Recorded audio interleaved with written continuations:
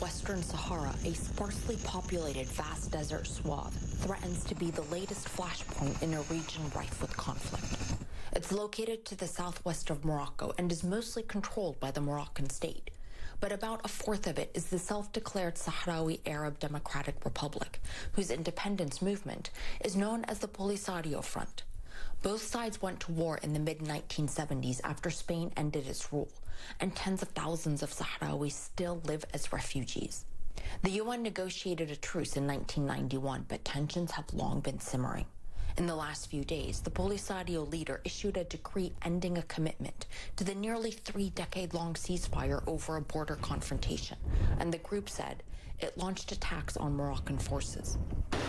Morocco, whose territorial claims include the Western Sahara's phosphate deposits and fishing waters, had announced that it would resume military operations at a key crossing on the buffer zone between both territories. It blamed the Polisario Front for blocking the movement of goods and people. For its part, the Polisario Front said that it's Morocco that violated the ceasefire with these actions and claims that civilians were attacked. The UN, which maintains a peacekeeping operation, has been trying to preserve the ceasefire.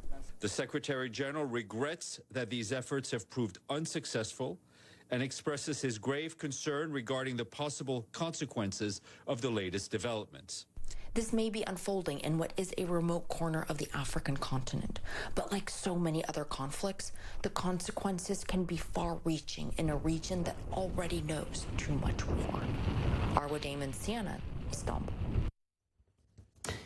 Well, my next guest is the representative of the Polisario Front at the United Nations. He says Morocco is occupying the Western Sahara and that, quote, Morocco cannot have its own cake and eat it too. Dr. Sidi Omar is a diplomat and an academic from Western Sahara. He's speaking with us today on behalf of the pro-independence Polisario Front. And sir, thank you for joining us. Negotiations involving Morocco, Algeria, Mauritania and your organization have been at a standstill since 2019. Your president tried to reach out to the Moroccan government, as I understand it.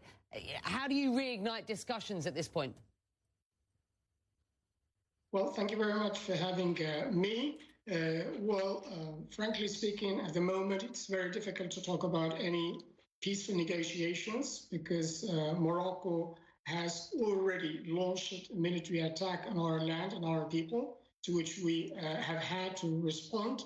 So it all depends on how the developments on the ground. But if you just allow me very quickly to remind your viewers that the whole crisis started when Morocco launched an attack on a group of civilians who were protesting peacefully against Morocco's illegal occupation of Western Sahara, a violation that the United Nations also testified to. And that was the end of this almost 30 years ceasefire that we concluded with Morocco under the auspices of the United Nations to organize a referendum for self-determination. But as we know, Morocco has been allowed, with the help of some international actors, actually, to block this referendum with impunity.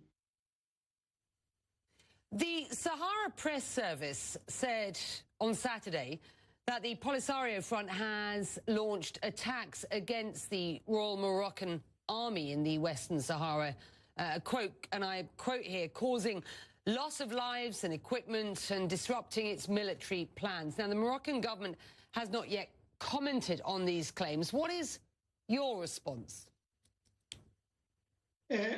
First of all, let me underline that the Sahrawi people, the people of Western Sahara, have never wished to return to war. It's been imposed on us. All that we want is to be given a chance to live freely in our land and in peace with all our neighbors, including Morocco. Okay. But it was Morocco to blame for reigniting war in Western Sahara, which obviously will have, as you have said in the documentary before, that will have dire consequences on peace and security in the whole region. So indeed, we are now in an open war where the two parties are engaged along the Moroccan military war in Western Sahara. So are you prepared to fight that war? Because Morocco's king on Monday warned that his country would react with the, quote, greatest severity to any attack in the Western Sahara?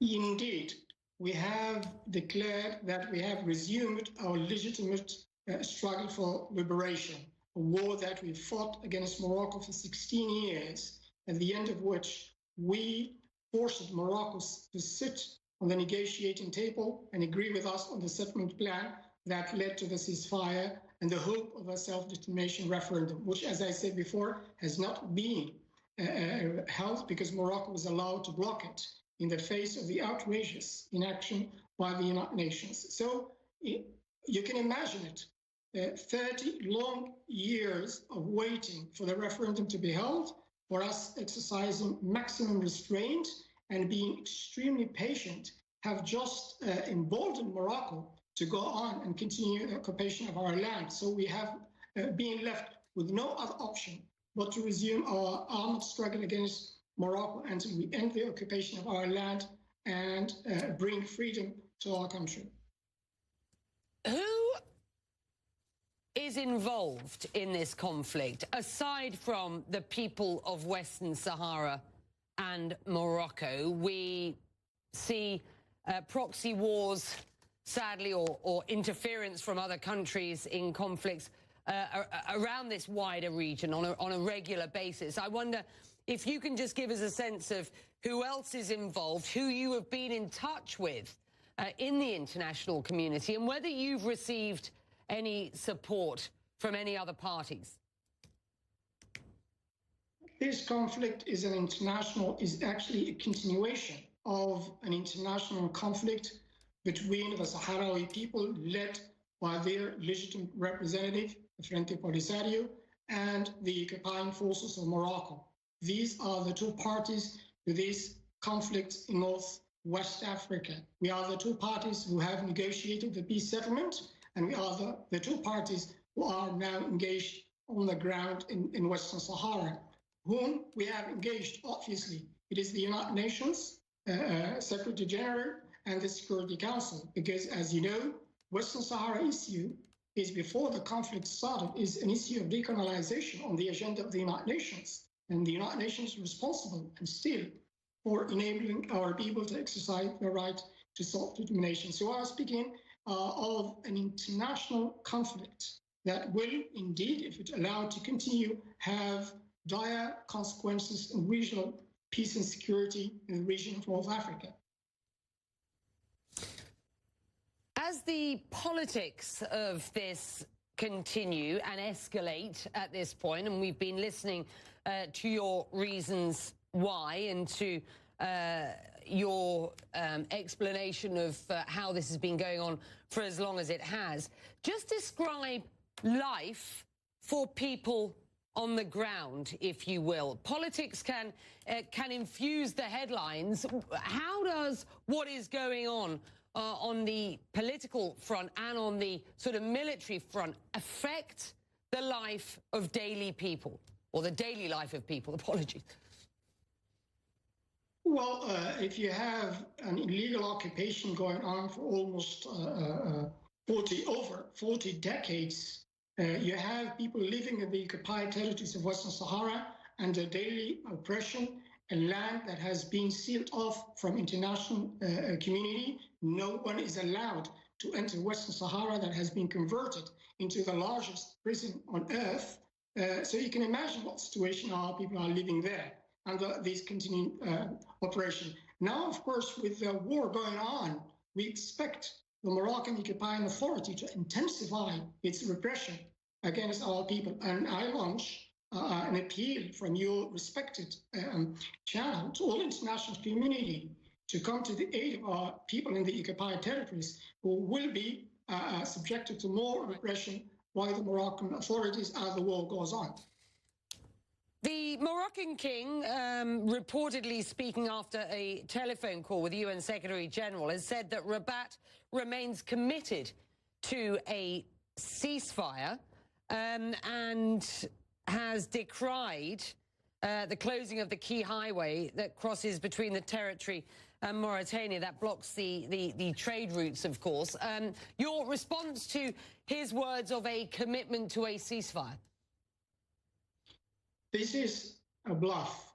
It was Morocco itself that has violated the ceasefire. And Morocco itself has actually acknowledged publicly that they launched an operation, a military operation on Friday morning, the local time of Western Sahara. So we don't believe that Morocco genuinely committed to any ceasefire. Now Morocco seems to give the impression that they really and genuinely attached to the ceasefire. This is a bluff, and again, it's too late because the war has unfortunately started.